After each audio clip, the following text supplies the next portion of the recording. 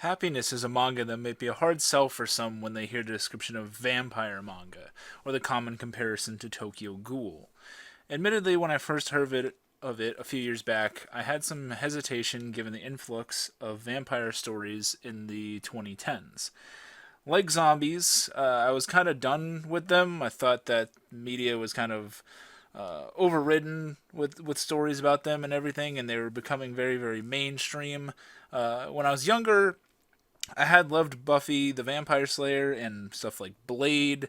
Um, and while a small part of me still adores the good old occult horror story, I was more gravitated toward other genres for quite some time.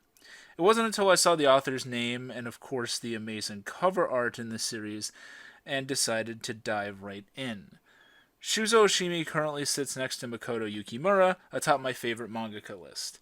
And I would need to check out some more of the latter's works to truly separate the two, considering I've only read Vinland Saga. But with that story being so epic, I kind of have to keep him in the race. So it's hard for me just to say that Oshimi would be my favorite overall.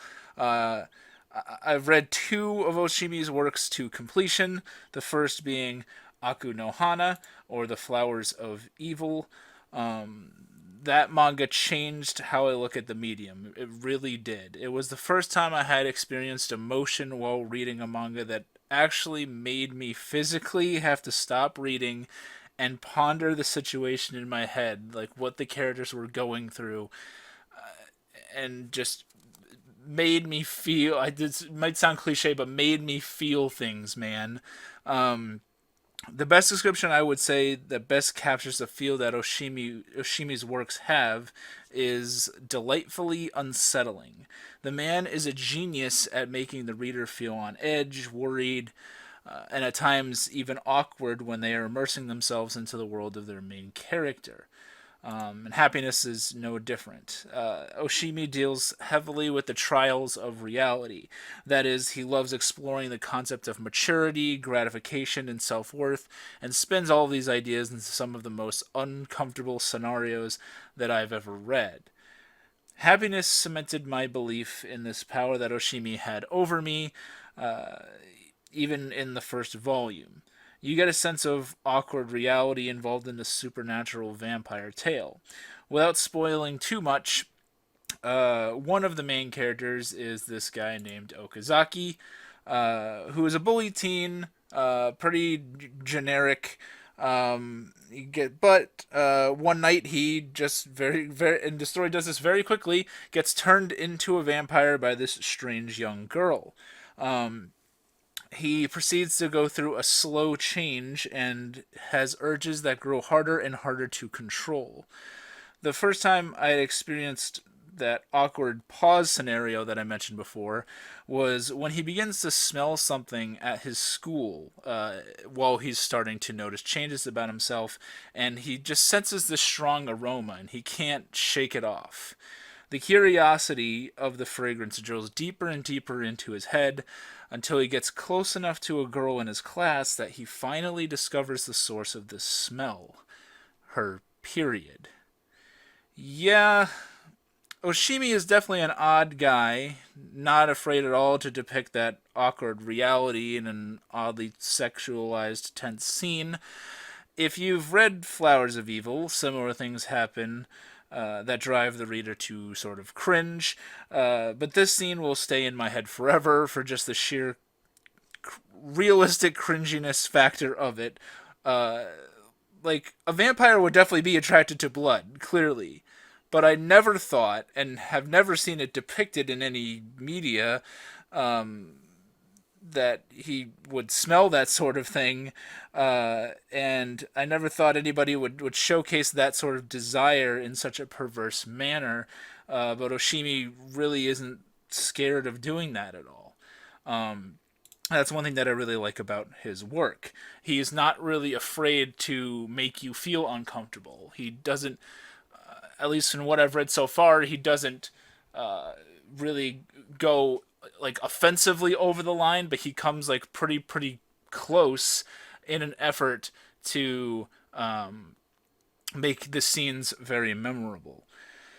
Being a vampire in Happiness is not a romanticized thing. It kind of sucks. And I'm in no. By the way, I'm not saying that this is like a bad scene or anything, or like he should be frowned on upon it. In fact, I think it's awkward and great. And it's a really good showcase into Okazaki's eventual transformation. Worth noting is the fact that Okazaki is not a really perverted individual, in sort of contrast to the main character and Aku no Hana. He's not really perverted. You feel bad for him in this instance because he's not looking at a young girl's skirt out of sexual desire, but because he's becoming animalistic and he's truly horrified by it. Happiness then develops an ensemble cast.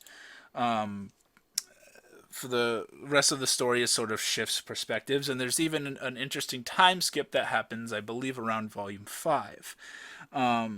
This cast is comprised of several teens and other people afflicted by the recent events of vampiric behavior in the area. From the vamps themselves, the cults driven to become vampires, treating these bloodsuckers as gods. We don't just see the perspective of Okazaki, but a few others going through other turmoil at this time. Some far worse than the typical struggle of balancing humanity with survival. That classic sort of like Tokyo Ghoul thing of, I need to survive, I should have a right to survive, however, I need to consume something from the living to live. And I bring up Tokyo Ghoul and why I haven't read that entire series. I personally believe that Happiness showcases that sort of aspect with true dread.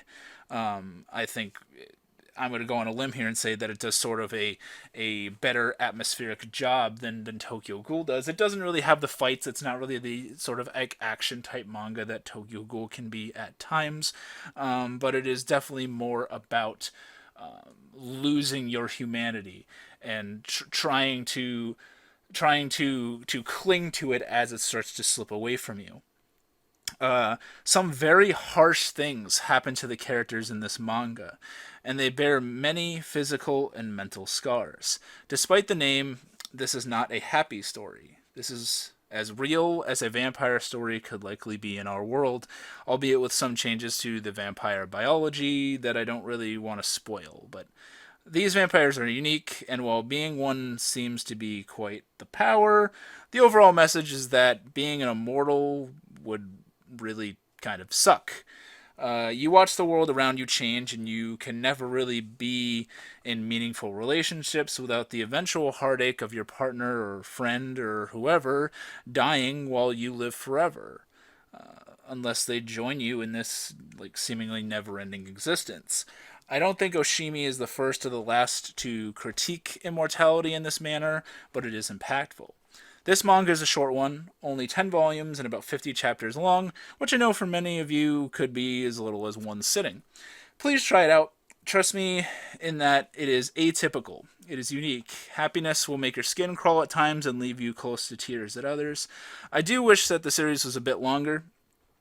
Personally, I do like Aku no Hana a little better. I think it's a better paced sort of story.